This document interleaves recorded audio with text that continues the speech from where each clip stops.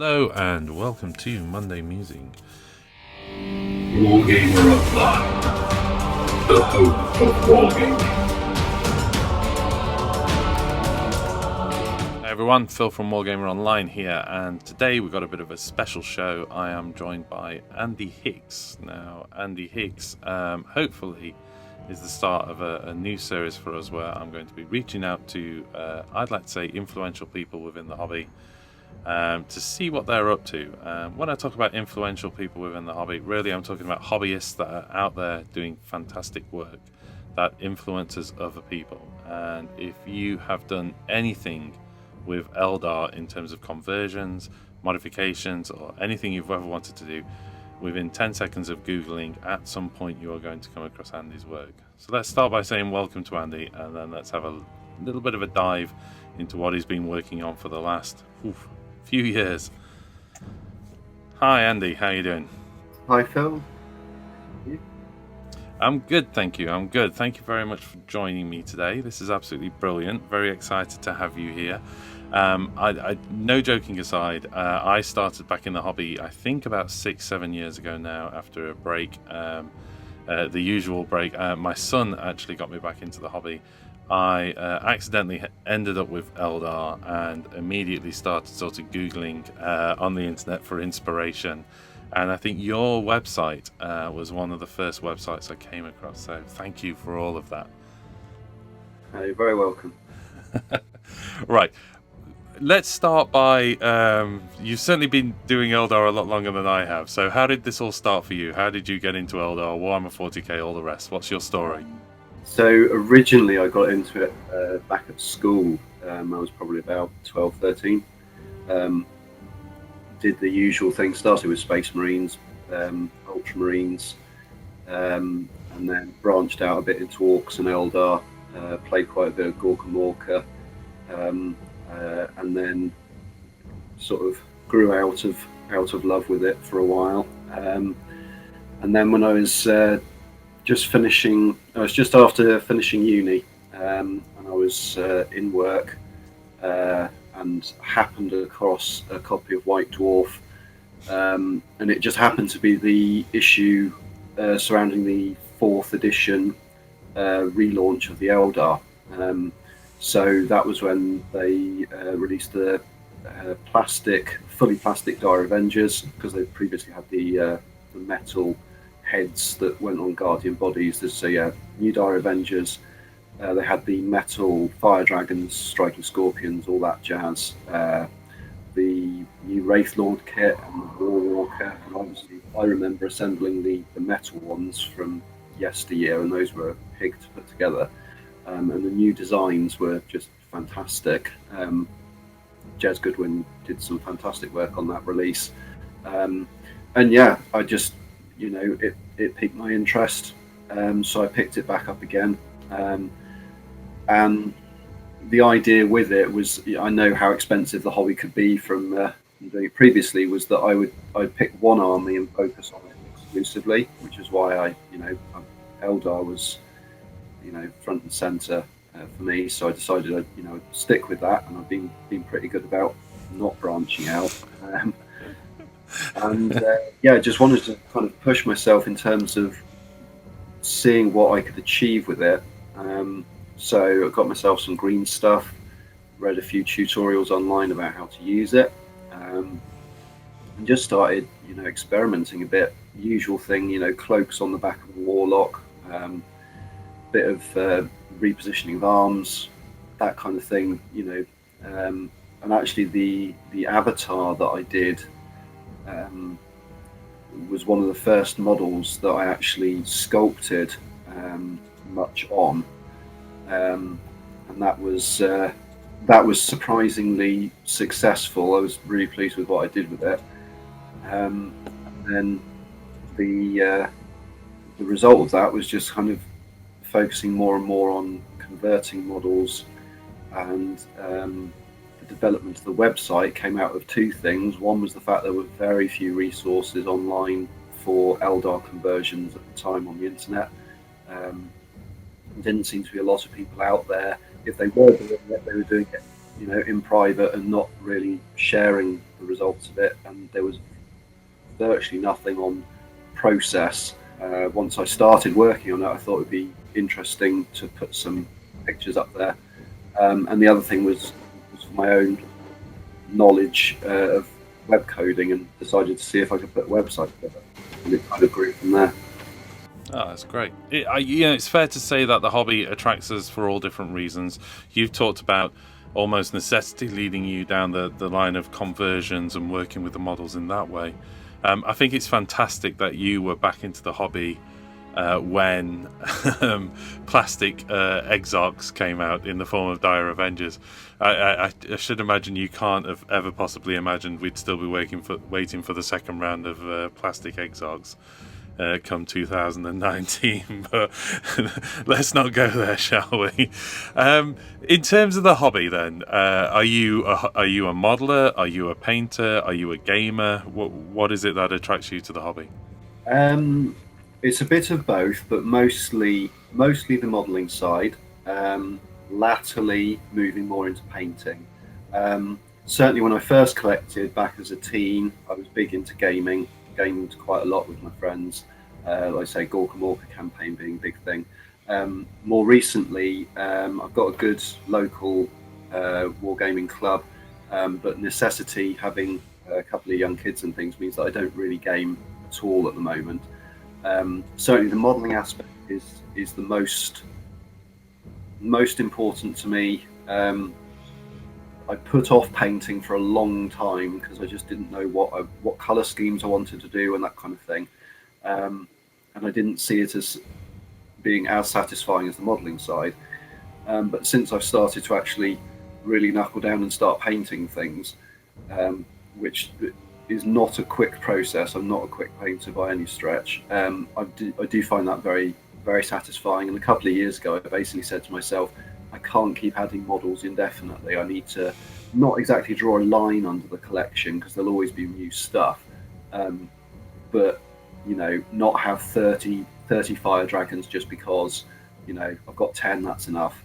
Not I've got three falcons that are magnetized, rather than building 10 falcons and then 10 wave serpents and 3 fire prisms and all that kind of stuff. So I've really slowed down my purchasing in order to actually finish what I've been collecting over the years, get stuff undercoated, which 95% of my stuff is now undercoated and based and everything, and now focusing on actually painting it, painting the Pegasus at the moment, which is taking quite a bit of time, but actually is going well.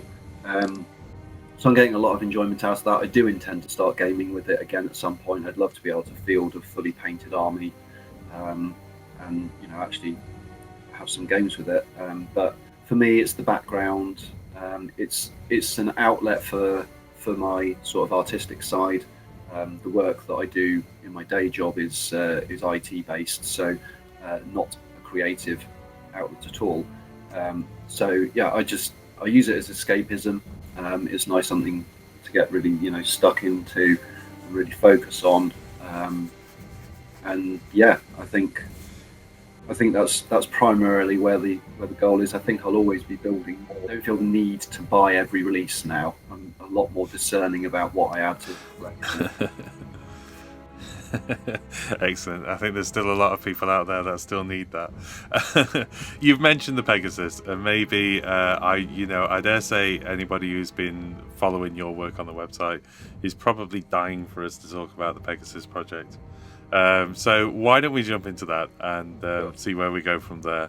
As we've been talking, I've been scrolling through the page that is the Pegasus page. So on the banner below us is a link through to Andy's website. If you follow that URL address, and I'll also add it in the description of the video as well, you'll land onto Andy's website, and from there you can get to the Pegasus page. It's linked at the top. But while we're on the chat, if we can have a quick work through this. I noticed at the start the date says 2011 work in progress. Is that when you started this then, 2011, or was that to do with? Yeah, no, 2011 to present. So yeah, it's by the time I finished painting it and everything, it was in January in 2011. I think, looking at the EXIF data on the photos that I was taking right at the beginning. So yeah, by the time I finish it, which I anticipate will be in the next sort of couple of months, it will probably have been 8.5 years thereabouts, start to finish. So it's been an incredible labour of love, really, hasn't it? I should point out there have been large chunks of that time when I've just not done anything on it. Okay. It encountered a number of stumbling blocks, almost mental barriers as what do I do with this now? So I just put it to one side and forget about it for a while, and then come back to it when I thought I had a solution. So large parts of it, of that period, it was just kind of collecting dust. So it's not been constant, but yeah, it's taken a lot of work. Well, I've noticed that there is a list of components on there which is monumental in terms of, 2 Eldar Falcon kits, 1 Wave Serpent, 1 Forge World Type 2 Falcon 2 conversion kit, which, by the way, what a great kit. I love that Falcon conversion kit. A Phantom Titan D cannon? Seriously? Yeah. Is that still in there? But before we go any further, you start this monumental website page with an image. So this is a close-up from the artwork that inspired the Pegasus. You named it the Pegasus, though. There's no references there to this. No, this thing doesn't exist in the fluff. In that bit of artwork, there's also a picture of something that looks like a viper that's got 6 or 7 fins sticking out in different directions. There's a couple of recognisable wave serpents in there, and a couple of other really even smaller blobbed detail of unidentified vehicles. So it's clear that I don't know who the artist was that did this, but it's clear that what they did with it was just put something together that looks Eldar-like, as a bit of background interest in the picture. So the reason I called it the Pegasus, it needed a name. They tend to name their vehicles, well, they name their vehicles after mythological creatures, which correspondingly we seem to have English words for. So there was a really obscure reference to Azayan, the Eldar god, riding a winged steed in the fourth edition Eldar Codex. Obviously, a winged steed is a Pegasus in Greek mythology. So I decided to go with that. I don't think the name had been used for anything else of particular import within the Warhammer 40,000 universe. So I felt I was within my rights to use that to describe it, and yeah, it seems to work. And I like the idea that because it was carrying Azayan, and the idea that the vehicle is meant to be a large transport, that went nicely together, and tying it into the Eldar mythology was important to me as well. Great. I'm going to jump down the page a little bit. First of all, we've got these initial sketches you did. So if you look at that original artwork, you can see the size of the brushstrokes. It really is a tiny blob. I'm familiar with the piece of artwork. It's a tiny blob in the distance, isn't it? So you started to translate that design and scale it up and add a layer of detail that isn't available in the artwork. And I really like how you started to develop this. You were picking up on a few brushstrokes, a little tiny, vein that stuck off the side. You kind of detailed it up and added to it.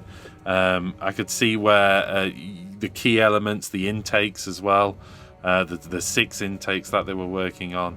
But you can really see, as you work down this page, you can see the process that was going through your mind. But you're very quickly, or at least in terms of the page, very quickly onto hacking bits of kits apart. So you start with the plastic kits, you start chopping away. Just tell me this initial stage. Then you're capable with plasticard. So really, you were using the kits to pull out those design keys from existing kits, like the intakes, which will be difficult to sculpt. Do you want to talk me through that decision process a little bit there as well? Basically, the idea was to scratch build as little as possible, and obviously, what actually ended up happening was I scratch built a lot of the model. But the detail sections and all that kind of thing, I'm a big stickler for consistency in design.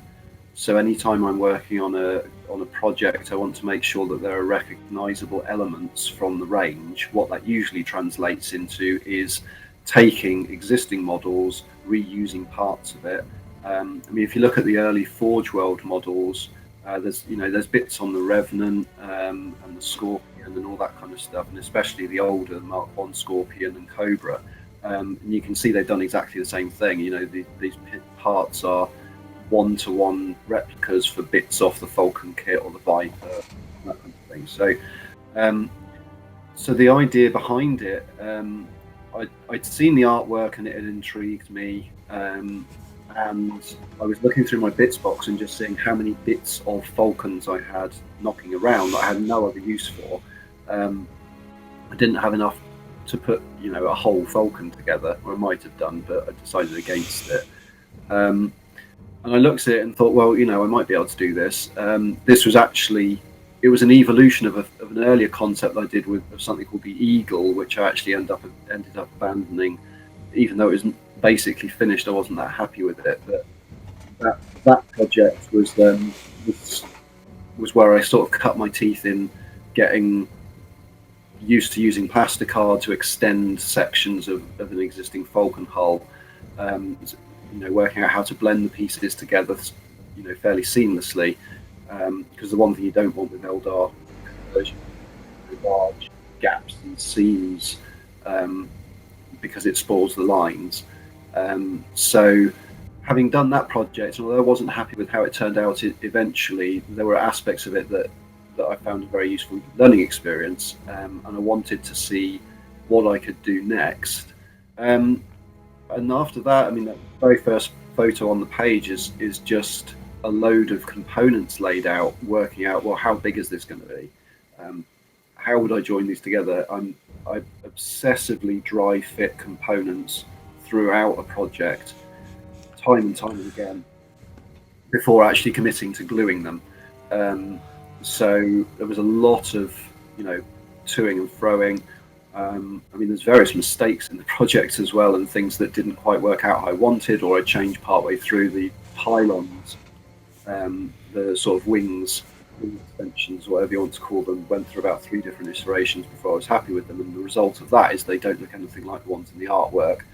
But I couldn't make that design work in a way that I was happy with. I'd like to just spend a minute on that then, because as you've been talking, I've been scrolling down the page, and the viewers have had a chance to kind of see the progression. And I've stayed on an image here, number 32 along the list, or post 32 if you like, a mock-up of the Pegasus, and you really can see in that image how little of the original kits that are left now. We can see the air takes.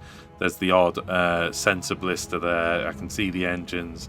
I can see the back of that fantastic Falcon conversion kit, or a wave. Is that a Falcon conversion kit or the Wave Serpent one? On the upper hull, it's a Falcon one. That's the Falcon one, right? Okay then. And indeed, as you mentioned, the next image along on 33 has the wing vanes, the extended wing vanes out. And as you mentioned, that you abandoned that because you didn't feel it could work. What was the driving decision on that? Was it how aesthetically it looked when you translated that little tiny blob of paint to 3D, or was it how it would look on the table? What was driving that decision? It was a couple of factors. I mean, the ends of the pylons, as you see in that photo, are what survived as the fins that are in the final iteration of the project. It's just those sort of longer bits that sort of the supporting pylons. I mean, originally they were even longer, and I tried to match the dimensions of the artwork exactly, and I looked at it and thought, this is just ridiculous. It looks okay in the artwork, but it was just they were too ungainly. It also made the vehicle excessively large, which seems a silly thing to say because it is already a large vehicle. But just looking at other Eldar designs, the Scorpion, the Type 2 Scorpion, which is a huge influence and probably my favourite Eldar kit and Eldar design, has similar fins at the back. And I love the lines on that model. It's just perfect. Pegasus, those kind of wings made it look more like a flyer, but obviously its design cues come from a grav tank, and you just don't see that on the existing tanks. So I thought of it more as a flight-capable grav tank than a super heavy flyer, because obviously you've got the Vampire that sort of fulfills that function, and that clearly is designed after a plane rather than after a tank, although it's got cues from the Falcon in its cockpit. So yeah, I ended up moving the sort of the pylons in further and further, and then just chopped them off entirely. The other difficulty I was having was connecting them to the main body. So in the original illustration, it's all seamless, which would have been one way to do it, but I liked the sort of the preservation of some of the detailing around the engine clusters and things, and didn't want that covered up. And those sort of the distinctive sort of three cutouts near the engines on the side. Yes, is a very distinctive design feature on the Eldar vehicles, so I wanted to include that in some fashion, and I just couldn't marry them up. So the solution that I ended up with the long pylons, it worked after a fashion, but the lines on the vehicle just didn't flow. So I tried reducing the size of them so it didn't have such a large wingspan, and still wasn't happy with it. So ultimately, I just pulled the pieces apart, and then moved them much closer in, angled them out slightly, and that's sort of how we ended up with it. That was the most major departure from my original concept. I think was the pylons. Everything else was a bit of an iterative process. Whereas that was very much, I was quite wedded to the idea of being true to the artwork as much as possible, even though it's just a few paint. But then at that point, I thought actually, taking inspiration from it, it's clearly similar, but it's not exactly the same. I've just pulled up a shot now, which is the kind of profile shot, if you like, from the front, and I love this. You get this, as you say, showing the low, wide profile. You absolutely nail it for me here in terms of this is a grav tank, not a flyer. It's a super large grav tank, but it's a grav tank nevertheless. And this shot just shows it for me. It's absolutely fantastic. The almost absence of a hull, if you like, or a main hull and wings. This is just one large transport. It reminds me almost of the large sort of catamaran sailing boats, which have that huge cabin area in the centre. And I can see that you're looking at this from the rear now. From in your perspective, this is a heavy transport. Yeah, it's a large transport vehicle. From a gaming perspective, have you given any thought to how much it could transport? Yeah, I mean, it did have rules, and I played it in an Apocalypse game back in 5th edition, I think, very briefly. I had a transport capacity of, I think, 30 or 40. Right. I mean, the thing is, with all of these, the physical scale of it is completely wrong. I mean, you can see the Warlock standing next to it for scale. That Warlock wouldn't even be able to stand up inside.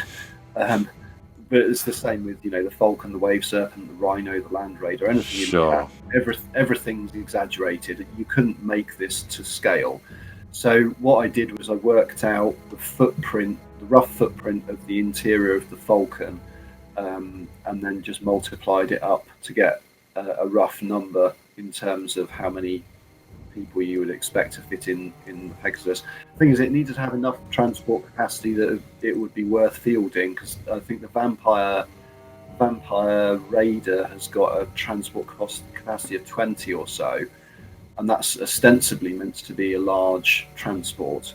So the Pegasus obviously probably will end up with more transport capacity, but more limited in terms of how it moves and that kind of thing, because obviously it's not a fully fledged flyer in gaming terms. I've also made sure that the weaponry on it is very limited, so it's got an underslung heavy weapon mount point under the centre, a couple of Eldar missile launchers, and then that picture you're looking at the moment, those two circular indentations are where a couple of sort of electromagnetic pulse field generators are going to go.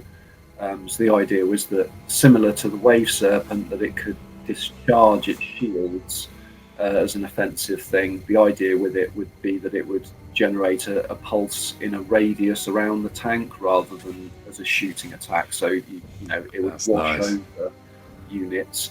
but that would either completely remove its shielding ability for the remainder of the game, or was a once per game thing. So its weaponry was I always love that. basic. I didn't want it to be overpowered. The idea was that it had the minimal amount of armament and protection necessary to transport a large number of troops to battle, and also because putting large weapons on it would just spoil the line for it. I really like the idea of it sort of swooping in and just letting loose with that shield and almost clearing a landing area for itself, just killing everything within 100 yards and then just dropping into the middle of that hole. I think that's brilliant. I've stopped on an image here which puts it alongside the Cobra, Scorpion actually, isn't it? Put it alongside the Scorpion and the Night Spinner there as well, so we really do get a sense of its size now. This is, I've got one of the Type 2 Scorpions, and you're right, it's an absolute beautiful model. But wow, this thing's a beast. And I think we can also see, is that now the final position of those support wings? Is that? Yeah, so that's where they ended up. So that's basically its final proportions. Right. Yeah, and going back to what you said earlier about the low wide profile, if you look at it from some angles, it looks quite fat, but then when you see it from the front or the side or the back, because it's so low, it was really important to me to sort of maintain those Eldar proportions.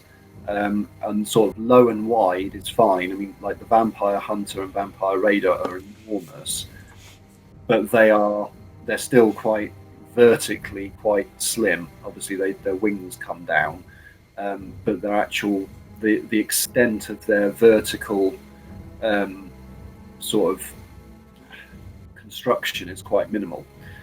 So I wanted this thing to look sleek, even though it is very large. Can I just state for the record, you must be completely insane. 33 veins glued in place with gap filler. So each one of those was cut one at a time? No, you don't? They were laser cut, so I don't have the ability to do that. And having worked, I made one out of plasticard as a template. Right.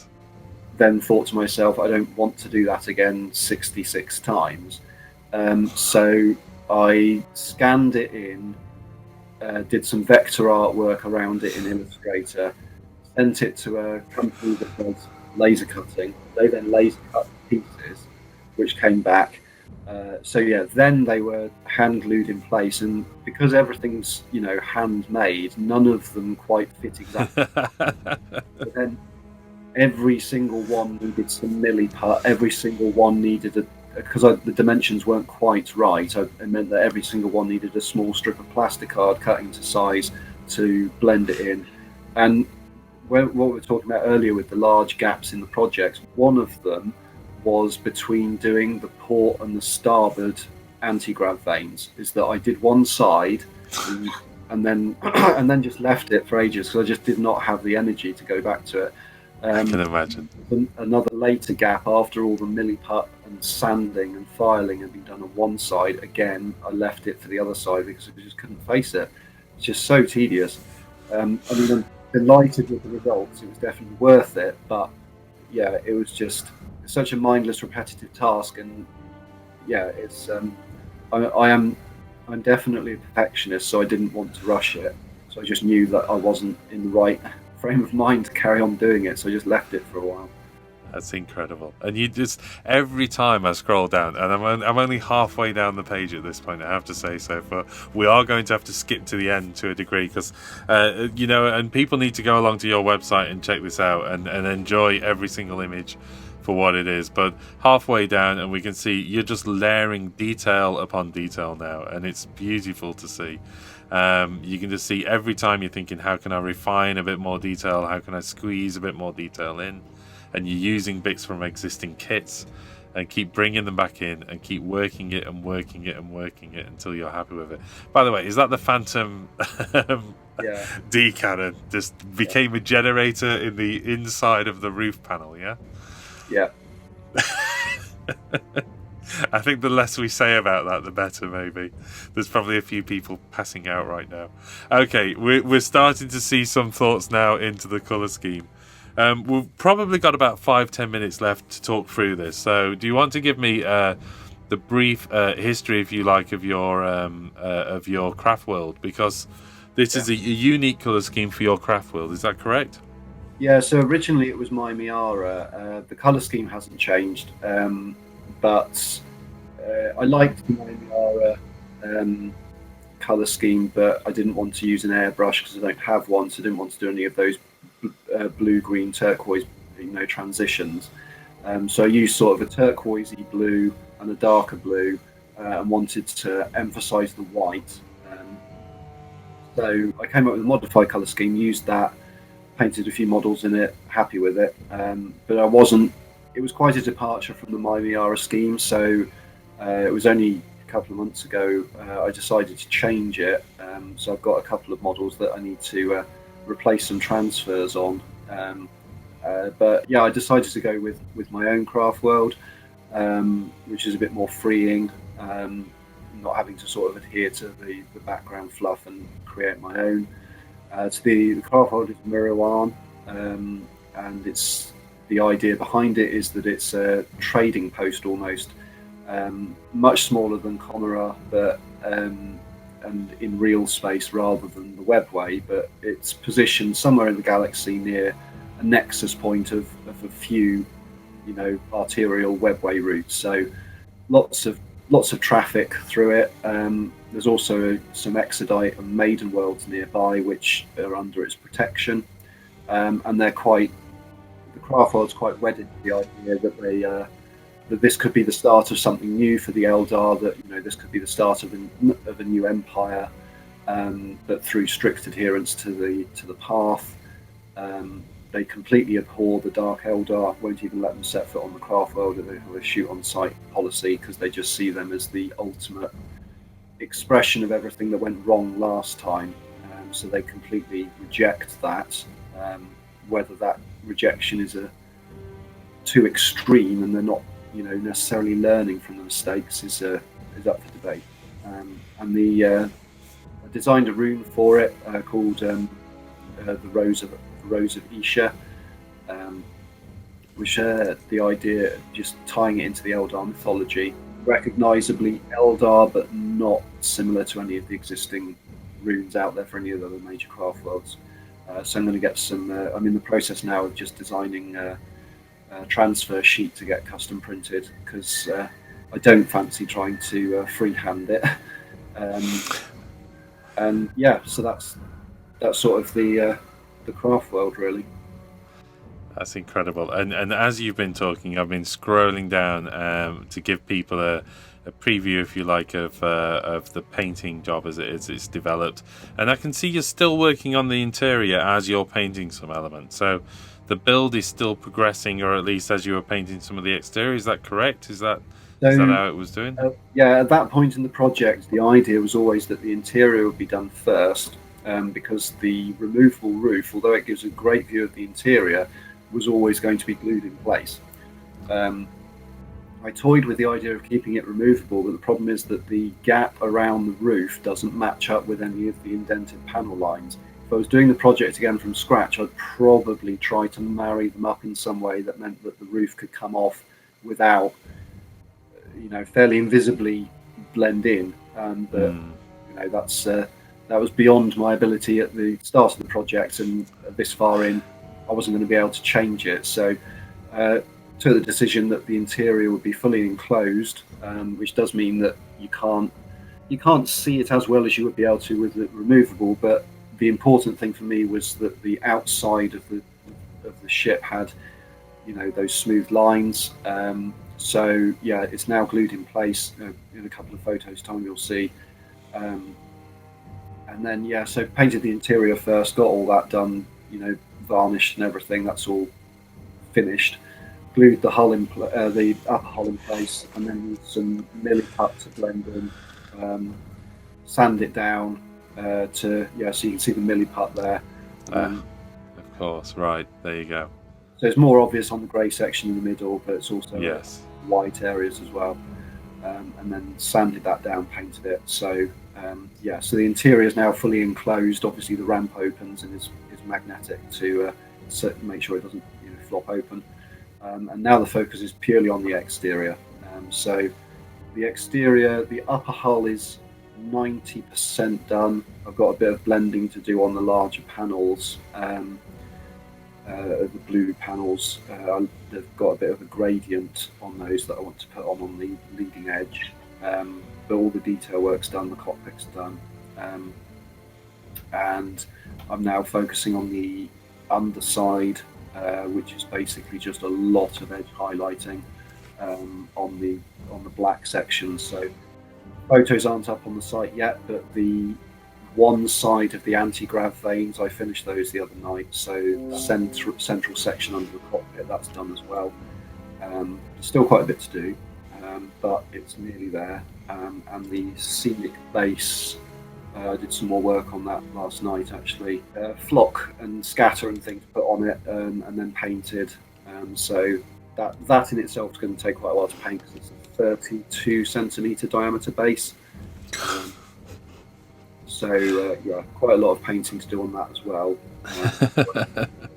Finished, but yeah, it's coming along surprisingly fast considering how long it's been not painted for.